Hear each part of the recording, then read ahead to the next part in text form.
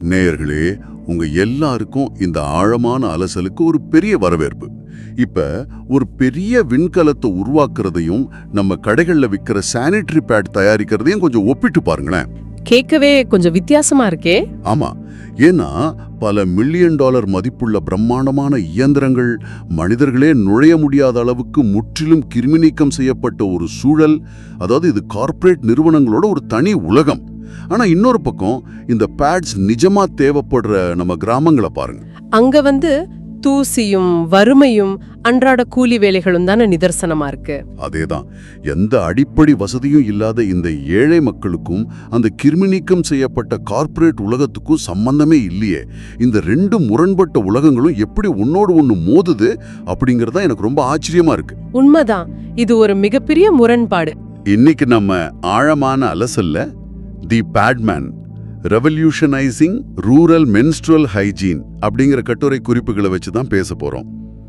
கோடிக்கணக்கான டாலர்கள் புழங்குற ஒரு மாபெரும் தொழில பள்ளி படிப்பை பாதியில நிறுத்திய ஒரு சாதாரண வெல்டர் எப்படி வெறும் 65,000 ரூபாய் மதிப்புள்ள ஒரு சின்ன இயந்திரத்தின் மூலமா தலைகீழா புரட்டி போட்டார் அப்படிங்கறத நம்ம தெரிஞ்சுக்க போறோம். நீங்க முதல்ல சொன்ன அந்த விண்கலம் ஒப்பீடு இருக்கு பாத்தீங்களா, அது இந்த ஒட்டுமொத்த பிரச்சனையோட மையப்புள்ளிய ரொம்ப தெளிவா காட்டுது. அந்த கார்ப்பரேட் உலகத்துக்கும் கிராமப்புற மக்களுக்கும் இடையிலான இடைவெளிய நம்ம ஆதார கட்டுரையில உள்ள ஒரு வரைபடம் ரொம்ப துல்லியமா விளக்குது. ஓ, அந்த வரைபடத்துல என்ன சொல்லியிருக்காங்க? அதுல 2 கோடுகள் இருக்கு. ஒரு நீல நிற கோடு கிராமப்புற மக்களோட பல வருஷமா தேக்கம் அடைஞ்சு கிடக்கிற, அதாவது கொஞ்சமும் உயராத தினசரி வருமானத்தை காட்டுது. அதுக்கு குறுக்கா ஒரு சிவப்பு நிற கோடு மேல போயிட்டே இருக்கு. அது பெருநிறுவனங்கள் தயாரிக்கிற சானிட்டரி பேட்ஸோட எட்டாக்கணியான விலைய காட்டுது. ஆஹா, அப்ப அந்த 2 கோடுகளும் சந்திக்கிற புள்ளி ஒரு மிகப்பெரிய பொருளாதார சிக்கலை காட்டுது இல்லையா? கண்டிப்பா. அந்த புள்ளி நமக்கு உணர்த்துற உண்மை என்ன தெரியுமா? ஒரு கிராமப்புற குடும்பத்தை சேர்ந்த பெண் கடையில போய் ஒரு பாக்கெட் பேட் வாங்கணும்னா அவங்க வீட்ல அன்றைய ஒரு நாள் உணவையே தியாகம் செய்யணும் அப்படிங்கறது தான். இது ரொம்ப கொடூரமான ஒரு நிலைமை. ஒருவேளை சாப்பாடா இல்லைய சுகாதாரமா அப்படிங்கிற ஒரு கேள்வி. ஆமா, தொழில்நுட்பம் என்னவோ உலக அளவுல பல மடங்கு வளர்ந்துடுச்சு. ஆனா அந்த தொழில்நுட்பத்தோட பலன்கள் வறுமை மற்றும் மாதவிடாய் குறித்த கலாச்சார மௌனம், அதாவது இந்த கல்ச்சுரல் சைலன்ஸ் அப்படிங்கிற 2 பெரிய இரும்பு சுவர்களுக்கு பின்னால் மிக ஆழமா பூட்டி வைக்கப்பட்டிருக்கு. பாத்தீங்களா, பல தசாப்தங்களா பெரிய நிறுவனங்களால தீர்க்க முடியாத இல்ல அவங்க கண்டுகொள்ளாத இந்த உலகளாவிய பிரச்சனை எப்படி ஒரு சின்ன கிராமத்துல இருக்கிற சாதாரண மனிதனோட சிந்தனையில தொடங்குச்சு அப்படிங்கறதான் சுவாரஸ்யமே. ஆமா, அருணாச்சல முருகானந்தம் எந்த ஒரு பெரிய பல்கலைக்கழகத்திலையும் படிச்ச பொறியாளரோ இல்ல கோடீஸ்வரரோ கிடையாது. அவர் ஒரு சின்ன பட்டறையில வேலை பார்க்கிற சாதாரண வெல்டர். எல்லாமே ஒரு தற்செயலான நிகழ்வுல இருந்து தான் தொடங்கி இருக்கு. தன் மனைவி ஏதோ ஒரு அழுக்கு துணியை தாங்கிட்ட இருந்து மறைச்சு வைக்கிறத அவர் பாக்குறாரு. ஒரு சாதாரண குடும்பத்தோட அன்றாட போராட்டம் இது. அதேதான், ஏன் கடையில போய் பேட் வாங்கக்கூடாது அப்படின்னு அவர் கேட்டப்போ, குடும்பத்துக்கு தேவையான பால் வாங்குவதா இல்ல எனக்கான சுகாதார பொருளை வாங்குவதான்னு வரும்போது, குடும்பத்துக்காக என் சொந்த சுகாதாரத்தை நான் தியாகம் செய்யறேன்னு அந்த மனைவி சொல்றாங்க. வறுமை எவ்வளவு ஆழமா ஊடுருவி இருக்குன்னு இதுல இருந்தே நம்ம புரிஞ்சுக்கலாம். ஆனா இங்க ஒரு விஷயத்த நம்ம கவனிக்கணும். ஏதோ உலகத்தை மாத்தணும், ஒரு பெரிய புரட்சி செய்யணும் அப்படின்னலாம் அவர் ஆரம்பத்துல நினைக்கவே இல்லை.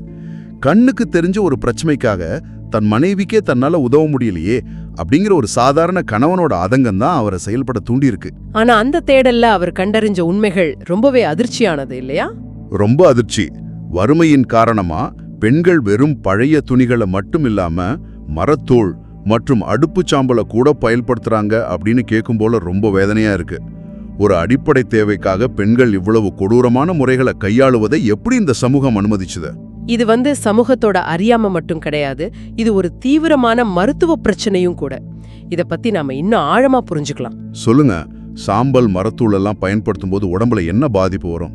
பெண்கள் இது மாதிரி பழைய துணிகள், மரத்தூள், சாம்பல் போன்ற சுகாதாரமற்ற பொருட்களை பயன்படுத்தும் போது என்ன நடக்குதுன்னு பாருங்க. அந்த பொருட்கள் உள்ள நுண்துகள்கள் தோல்ல மிக சிறிய கீறல்களை ஏற்படுத்துது. அது மட்டும் இல்லாம பாக்டீரியாக்கள் மிக வேகமா வளரும் ஒரு தளமா அது மாறிடுது. ஓ, இது சும்மா ஒரு அரிப்போ இல்ல தற்காலிக அசௌகரியமோ கிடையாது. கிடையவே கிடையாது. இதனால பெண்களுக்கு கடுமையான இனப்பெருக்க பாதை நோய் தொற்றுகள் ஏற்படுது. இது அவங்க கருப்பைய பாதிச்சு நாள்பட்ட உடல்நல கோளாறுகளையும் புற்றுநோய்க்கான வாய்ப்புகளையும் சில நேரங்கள்ல உயிரிழப்புகளை கூட ஏற்படுத்தும் அபாயம் கொண்டது. கேட்கவே பதற வைக்குது. ஆமா, இந்த நோய் தொற்றுகளால பாதிக்கப்படுற பெண்கள் தங்களுக்கு என்ன நடக்குதுன்னு வெளியில சொல்ல முடியாம, மருத்துவரிடம் கூட போக முடியாம தங்களுக்குள்ளேயே அந்த வலியை அனுபவிக்கிறாங்க. வறுமை ஒரு பக்கம் அவங்கள தாக்குதுன்னா, கலாச்சாரம் சார்ந்த இந்த மௌனம் மறுபக்கம் அவங்கள கொள்கிறது. அந்த மௌனத்தை உடைக்கத்தான் முருகானந்தம் களத்துல இறங்கினாரு. கடையில விக்கிற பேடை பிரிச்சு பார்த்தா அவரு அது வெறும் துணியால சுற்றப்பட்ட ஒரு பருத்தி பஞ்சு அப்படின்னு ரொம்ப எளிதா நினைச்சிட்டாரு. அது ஒரு ஆரம்ப கட்ட புரிதல். உடனே கடையில பஞ்சு வாங்கி வந்து அவரே ஒரு பேடை உருவாக்கிட்டாரு. ஆனா அந்த சாதாரண பருத்தி வேலை செய்யல. சரிதானே? இல்ல, இதுக்கு ஒரு அறிவியல் காரணம் இருக்கு. சாதாரண பருத்தி ஒரு ஸ்பாஞ்ச் மாதிரி செயல்படும். ஸ்பாஞ்ச் மாதிரினா தண்டிய உறிஞ்சும் இல்லையா? அதாவது அது திரவத்தை உறிஞ்சும், ஆனா அதோட மேல அழுத்தம் கொடுக்கும்போது அது உறிஞ்சின திரவத்தை அப்படியே வெளியேத்திடும். அது மட்டும் இல்லாம அது நனைஞ்ச உடனே அதோட வடிவம் சிதைஞ்சு சுருங்கி போயிடும். பேட் தயாரிப்புக்கு இது துளியும் உதவாது. இதனாலதான் அவருடைய முதல் முயற்சி தோல்வி அடைஞ்சது. அப்படியானால் இதை எப்படி சரி செய்யறதுன்னு கண்டுபிடிக்க அவருக்கு தரவுகள், அதாவது ஃபீட்பேக் தேவைப்பட்டுச்சு. தான் உருவாக்குன பேட் எப்படி வேலை செய்யுது, அதோட உறிஞ்சும் தன்மை எப்படி இருக்குன்னு தெரிஞ்சுக்கணும். ஆனா மாதவிடாய் அப்படிங்கிறது குடும்பத்துக்குள்ளேயே பேசக்கூடாத ஒரு தலைப்பா இருந்ததால அவர் எப்படி தரவுகளை சேகரிச்சார் அப்படிங்கிறது தான் இந்த கதையோட உச்சக்கட்ட புள்ளி. ஆமா, சொந்த சகோதரிகளே இந்த விஷயத்தை பத்தி அவர்கிட்ட பேச மறுக்கிறாங்க. சரி, மருத்துவ மாணவர்களை அணுகலாம்னு நினைச்சப்போ அவங்களும் இவரை தவிர்க்கிறாங்க. தரவுகள் இல்லாம ஒரு பொறியாளர் செயல்படுவது அப்படிங்கிறது சாத்தியமே இல்லாத ஒண்ணு. சரியா சொன்னீங்க. வேற வழியே இல்லாம அவரே தனக்கான ஒரு சோதனை கருவியா மாற முடிவு செய்யறாரு. ஒரு பழைய கால்பந்து சிறுநீர் பையை பயன்படுத்தி ஒரு செயற்கை கருப்பையை உருவாக்குறாரு. நிஜமாவே இது ஒரு பைத்தியக்காரத்தனமான சோதனை தான். அதுல ஒரு கசாப்பு கடையில இருந்து வாங்கப்பட்ட விலங்கின் ரத்தத்தை நிரப்பி அதை தான் ஆடைகளுக்கு அடியில கட்டிக்கிறாரு. ஒரு சின்ன குழாய் மூலமா அந்த ரத்தம் சீரா கசீர மாதிரி செஞ்சுக்கிட்டு தான் உருவாக்குன அந்த பருத்தி பேடுகளை வச்சுக்கிட்டு ஊர் முழுவதும் சைக்கிள்ல சுத்துறாரு. இது என்ன மாதிரியான ஒரு துணிச்சல்! ஆனா சமூகம் இதை எப்படி பார்த்துச்சு அப்படிங்கிறது தான் இங்க வேதனையான விஷயம். அதுதான் எனக்கு சுத்தமா புரியல. இல்ல, ஒரு நிமிஷம், கலீலியோ பூமி சுத்துதுன்னு உண்மையை சொன்னப்போ தண்டிக்கப்பட்டார். ஆனா இங்க ஒரு அடிப்படை உயிரியல் உண்மைக்காக பெண்கள் ஒவ்வொரு மாசமும் கடந்து செல்ற ஒரு இயற்கையான நிகழ்வுக்காக தரவுகள் சேகரிக்க முயன்ற ஒருத்தரை இந்த ஊர் மொத்தமா விலக்கி வச்சிருக்கு. மக்களோட அறியாம அப்படி. ஒருவேளை யாராவது விவசாயத்துக்காக ஒரு புதிய மண்ணை ஆராய்ஞ்சிருந்தா இந்த சமூகம் அவரை பாராட்டியிருக்கும். ஆனா பெண்களின் ஆரோக்கியத்துக்காக ஒரு ஆராய்ச்சி செய்யும் போது அது ஏன் ஒரு குற்றமா பார்க்கப்படுது? அந்த சமூகத்தோட மனநிலையா நம்ம கொஞ்சம் ஆழமா புரிஞ்சுக்கலாம். அவர் சைக்கிள போகும்போது இயல்பாகவே ரத்தம் கசியுது. அவருடைய ரத்தக்கரை படிஞ்ச துணிகளை பார்த்த கிராமத்து மக்கள் அவருக்கு ஏதோ தீராத பாலியல் நோய் வந்துடுச்சுனோ, இல்ல அவர் ஏதோ கெட்ட மாந்திரிகம் செய்யறாரோன்னு நினைச்சாங்க. மாந்திரிகமா? இதெல்லாம் ரொம்ப மோசம். ஆமா, ஊர் பெரியவர்கள் கூடி அவரை அதிகாரப்பூர்வமா ஊரை விட்டே ஒதுக்கி வச்சாங்க. இதோட உச்சகட்டமா பாத்தீங்கன்னா, எந்த மனைவிக்காக அவர் இந்த ஆராய்ச்சியை தொடங்கினாரோ அந்த மனைவியே அவரை விட்டு பிரிஞ்சு போயிட்டாங்க. பெற்ற தாயும் அவரை விட்டு போனாங்க. ஒரு மனிதன் இதைவிட கீழான ஒரு தனிமையை அனுபவிச்சிருக்கவே முடியாது. உண்மைதான். ஆதாரத்துல குறிப்பிட்டிருக்கிற ஒரு வாக்கியத்தை நாம இங்க கவனிக்கணும். ஒரு இயந்திரத்தை உருவாக்குவது என்பது வெறும் இயற்பியல் மற்றும் இயக்கவியல் சார்ந்தது. ஆனா 1000 காலத்து தடையை உடைப்பது என்பது ஒருவரின் வாழ்க்கையையே அழிக்கும் நிலைக்கு கொண்டு செல்லும். ரொம்ப ஆழமான வரிகள். ஆமா, அவர் எதிர்கொண்டது வெறும் தொழில்நுட்ப சவாலை மட்டும் இல்ல, பல நூற்றாண்டுகளா உறைஞ்சு போன ஒரு சமூகத்தோட அறியாமைய. அந்த அறியாமை தான் அவரோட ஒட்டுமொத்த வாழ்க்கையுமே சூனியமாக்கிடுச்சு. ஆனாலும் உலகமே எதிர்த்தாலும், தான் நேசிச்ச குடும்பமே கைவிட்டாலும் அவர் தன் முயற்சியை கைவிடலையே. எல்லாத்தையும் இழந்த அந்த மனிதர் 2 வருஷ தொடர் தோல்விகளுக்கு பிறகு எப்படி அந்த தொழில்நுட்பத்தோட ரகசியத்தை கண்டுபிடிச்சாருன்னு பாப்போம். சாதாரண பருத்தி சுருங்கிடுன்னு நாம ஏற்கனவே பேசணும் இல்லையா? ஆமா. அப்போ பெரிய நிறுவனங்கள் பேட் தயாரிக்க ஃபைன் மர செல்லுலோஸை பயன்படுத்துறாங்க அப்படிங்கிற அந்த ஆஹா தருணம் அவருக்கு கிடைக்குது. இந்த ஃபைன் மர செல்லுலோஸுக்கும் சாதாரண பருத்திக்கும் அப்படி என்ன பெரிய வித்தியாசம்? அது ஏன் கார்ப்பரேட் நிறுவனங்கள் பயன்படுத்துறாங்க? இது ஒரு மிக முக்கியமான தொழில்நுட்ப திருப்பம். ஃபைன் மர செல்லுலோஸோட நுண்ணிய கட்டமைப்பு சாதாரண பருத்தியிலிருந்து முற்றிலும் மாறுபட்டது. சாதாரண பருத்தி திரவத்தை உறிஞ்சி வடிவம் மாறும்னு பார்த்தோம். ஆமா. ஆனா பைன்மர செல்லுலோஸ் திரவத்தை உறிஞ்சின உடனே அந்த திரவத்தை வெளியேற விடாம தனக்குள்ளேயே பூட்டி வச்சுக்கும். அதாவது லாக்கிங் த மாய்ஸ்சர். எவ்வளோ அழுத்தம் கொடுத்தாலும் அது வெளியேறாது, மேலும் அதோட வடிவமும் சிதையாது. இதுதான் சானிட்டரி பேட் சீரா செயல்படுவதற்கான அடிப்படை ரகசியம்.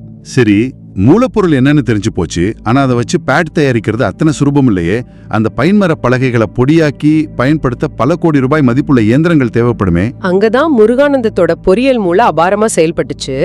ஒரு கார்ப்பரேட் தொழிற்சாலையில பல மில்லியன் டாலர் இயந்திரங்கள் முக்கியமா 4 வேலைகளை செய்யுது. அது என்னென்ன வேலைகள்? 1, கடினமான பைன்மர பலகைகளை உடைச்சு நுண்ணிய பஞ்சு மாதிரி மாத்துறது. 2, அது குறிப்பிட்ட செவ்வக வடிவத்துல உருவாக்குறது.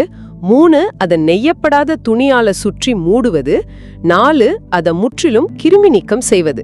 இந்த 4 படிநிலைகளை ஒரு சாதாரண வெல்டர் எப்படி சாதாரண இயந்திரங்கள் மூலமா சாத்தியமாக்கினார்?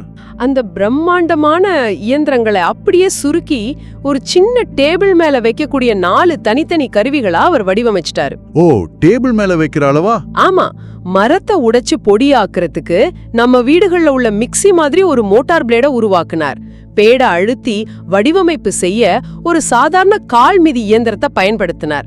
கிருமி நீக்கம் செய்ய ஒரு சின்ன புறஊதா அறையை உருவாக்கினார். அதாவது 30 மில்லியன் ரூபாய் செலவாகிற ஒரு பிரம்மாண்டமான தொழிற்சாலை செய்யற அத்தனை வேலைகளையும் வெறும் 65,000 ரூபாய் மதிப்புள்ள ஒரு சின்ன அறைக்குள்ள இயங்கக்கூடிய இயந்திரமா மாத்திட்டாரா? அதேதான், இது ஒரு கற்பனைக்கு எட்டாத பொறியியல் சாதனை. ஆனா இங்க எனக்கு ஒரு மிகப்பெரிய சந்தேகம் வருது. இந்த இயந்திரம் வெற்றி அடைஞ்சதும் பல கார்ப்பரேட் நிறுவனங்கள் காப்புரிமையை வாங்கறதுக்காக பல கோடிகளோட அவர் வீட்டு வாசல்ல வந்து நின்னாங்க. அவர் அதை வித்துட்டு ஒரே ராத்திரியில ஒரு கோடீஸ்வரரா மாறி இருக்கலாமே. எல்லாரும் அப்படிதான் யோசிப்பாங்க. தனக்கு இவ்வளவு வழிகளை கொடுத்த சமூகத்தை விட்டு விலகி ஒரு சொகுசு வாழ்க்கையா அவர் வாழ்ந்திருக்கலாமே. அந்த அரிய வாய்ப்பை அவர் ஏன் நிராகரிச்சார்? இங்கேயும் நாம அவர் ஒரு கண்டுபிடிப்பாளரா மட்டும் பார்க்க கூடாது. ஒரு சிறந்த சமூக பொருளாதார சிந்தனையாளரா பார்க்கணும். தொழில்நுட்பத்தை கண்டுபிடிச்சதை விட அவர் உருவாக்கின புதிய பொருளாதார மாதிரி தான் மாபெரும் புரட்சியை ஏற்படுத்துச்சு. புதிய பொருளாதார மாதிரியா? அதாவது ஒரு பிசினஸ் மாடலா? ஆமா, இதை நாம ஒரு உதாரணம் மூலமா புரிஞ்சுக்கலாம். பல 100 கிராமங்களுக்கு பிரெட் விநியோகம் செய்ய ஒரு மிகப்பெரிய பிரெட் தொழிற்சாலை அமைப்பதை விட ஒவ்வொரு கிராமத்திலையும் ஒரு சின்ன பேக்கரியை உருவாக்குறது போலதான் இது. அவர் பெருநிறுவனங்களை தவிர்த்துட்டு கிராமப்புறங்கள்ல உள்ள பெண்களோட சுயோதவி குழுக்களை அணுகினாரு. ஓ, அதாவது உற்பத்தியை ஒரு இடத்த குவிக்காம அத முழுமையா பரவலாக்கிட்டாரு, அப்படிதானே? சரியா சொன்னீங்க. 10 கிராமப்புற பெண்கள் இணைந்து சிறு கடன் வாங்குறாங்க. அந்த 65,000 ரூபாய் இயந்திரத்தை வாங்குறாங்க. அவங்களே பைன் மர செல்லுலோஸை வாங்கி பேட்களை தயாரிச்சு தங்கள் கிராமத்துல உள்ள மற்ற பெண்களுக்கு மிக குறைந்த விலையில விக்கிறாங்க. ஆஹா, அப்போ ஏழை பெண்களுக்கு மலிவு விலையில சுகாதார பேட்கள் கிடைக்குது. அது மட்டும் இல்ல, அந்த பெண்களுக்கு ஒரு நிலையான வேலை வாய்ப்பும் வருமானமும் கிடைச்சது. கார்ப்பரேட் நிறுவனங்களிடமிருந்த ஏகபோக உரிமையை உடைச்சு அதை சாமானிய பெண்களிடமே ஒப்படைச்சிட்டாரு. ஒரு காலத்துல மாதவிடாய் அப்படிங்கிறது கிராமங்கள்ல மௌனமோ அவமானமுமா இருந்துச்சு. ஆமா, ஆனா இந்த புதிய பொருளாதார மாதிரியின் மூலமா அது பெண்களோட தற்சார்பு மற்றும் பெருமிதமா மாறிடுச்சு. பெண்கள் தங்கள் சொந்த கால்ல நிக்கவும் தங்கள் ஆரோக்கியத்தை தாங்களே பாதுகாத்துக்கவும் இது ஒரு மாபெரும் ஆயுதமா மாறிடுச்சு. ஒரு மனிதனோட விடாமுயற்சி எப்படிப்பட்ட ஒரு சமூக மாற்றத்தை ஏற்படுத்திருக்குன்னு கேட்கும்போது ரொம்ப ஆச்சரியமா இருக்கு. ஒரு காலத்துல பைத்தியக்காரன்னு சொல்லப்பட்டு மாந்திரீகம் செய்பவன் ஊரால் ஒதுக்கப்பட்டு தன் சொந்த கிராமத்தை விட்டே துரத்தப்பட்ட ஒரு மனிதர் இன்னைக்கு உலக அளவுல அங்கீகரிக்கப்பட்ட ஒரு கண்டுபிடிப்பாளரா உயர்ந்திருக்காரு. இது ஒரு மிகப்பெரிய வெற்றி. அவருடைய உண்மையான நோக்கத்தையும் அவர் செஞ்ச தியாகத்தையும் புரிஞ்சுகிட்ட பின்னாடி அவரை விட்டு பிரிஞ்ச அவர் மனைவியும் தாயும் மீண்டும் அவருடன் இணைந்தனர் அப்படிங்கிற செய்தி மிகவும் நெகிழ்ச்சியா இருக்கு. இந்திய அரசும் அவரின் இந்த மாபெரும் சேவையை உணர்ந்து பத்மஸ்ரீ விருதை வழங்கி கௌரவிச்சது. இதுக்கு அவர் முழு தகுதியானவர் தான். அவர்கிட்ட பெரிய பட்டங்களோ முதலீடோ இல்ல. தன் மனைவியோட துயரத்தை தீர்க்கணும் அப்படிங்கிற தூய்மையான கருணையும் சமூகத்தின் விமர்சனங்களை தாங்கி நிற்கிற துணிச்சலும் மட்டும்தான் அவரை உயர்த்திருக்கு. இந்த துணிச்சல் தான் அவரை ஒரு சின்ன கிராமத்தில இருந்து ஐக்கிய நாடுகள் சபை வரை கொண்டு போச்சு. அங்க உலகின் மிக பெரிய தலைவர்கள் முன்பு அவர் சொன்ன அந்த புகழ்பெற்ற வாக்கியத்தை நாம மறக்கவே கூடாது. அவர் என்ன சொன்னாரு? பெரிய நிறுவனங்கள் எங்கு பணம் சம்பாதிக்கலாம் என்று பார்க்கின்றன, நான் எங்கு பிரச்சனையை தீர்க்கலாம் என்று பார்க்கிறேன். அதாவது corporates look where to make money, I look where to solve a problem. லாபத்தை மட்டுமே குறிக்கோளா கொண்ட ஒரு அமைப்பால ஒருபோதும் மனித சமூகத்தோட ஆழமான வழிகளை தீர்க்க முடியாது அப்படிங்கறத தன்னுடைய எளிமையான உழைப்பால உலகத்துக்கே அவர் நிரூபிச்சு காட்டினார். அது ஒரு மிகச்சிறந்த பாடம். இப்ப இந்த விவாதத்தை முடிக்கும் தருவாயில இந்த உரையாடலை கேட்டுக்கிட்டு இருக்கிற உங்களை நோக்கி ஒரு ஆழமான கேள்வியை எழுப்ப விரும்புறேன். கண்டிப்பா. நீங்க சற்று சிந்தித்து பாருங்க. எந்த ஒரு அடிப்படை பின்புலமும் இல்லாத பள்ளி படிப்பை பாதியில நிறுத்திய ஒரு சாதாரண மனிதரால தான் வீட்டின் ஒரு சின்ன பட்டறையில இருந்துகிட்டு கோடிக்கணக்கான டாலர்கள் புழங்குற ஒரு உலகளாவிய ஏகபோக சந்தையை முற்றிலுமா உடைக்க முடியும்னா உங்க வாழ்க்கையிலேயோ இல்ல உங்களை சுற்றியுள்ள சமூகத்திலேயோ இதை தீர்க்கவே முடியாது அப்படின்னு நீங்க நம்பிக்கிட்டு இருக்கிற வேற எந்த பெரிய பிரச்சனைகள் இது போன்ற ஒரு எளிய மனிதனின் சிறு முயற்சிக்காக காத்து கொண்டிருக்கலாம். ஆமா, மருத்துவம், கல்வி இல்ல விவசாயம்னு எதுவா வேணா இருக்கலாம். சரியா சொன்னீங்க. அதிகாரம் மற்றும் பணத்தின் பிடியில சிக்கியுள்ள வேற எந்த துறை அடுத்ததா சாமானியர்களால் உங்களை போன்றவர்களால் புரட்டி போடப்படலாம். எல்லாத்துக்கும் பெரிய முதலீடுகள் தேவை அப்படிங்கிற மாயைய அருணாச்சலம் முருகானந்தம் உடைத்திருந்து விட்டார். அடுத்த புரட்சி உங்க வீட்டு அறையிலிருந்து கூட தொடங்கலாம் இல்லையா? சற்றே சிந்தித்து பாருங்கள். இந்த ஆழமான உரையாடலில் எங்களோட இணைந்திருந்ததற்கு மிக்க நன்றி. மீண்டும் ஒரு சுவாரஸ்யமான தலைப்போடு சந்திப்போம்.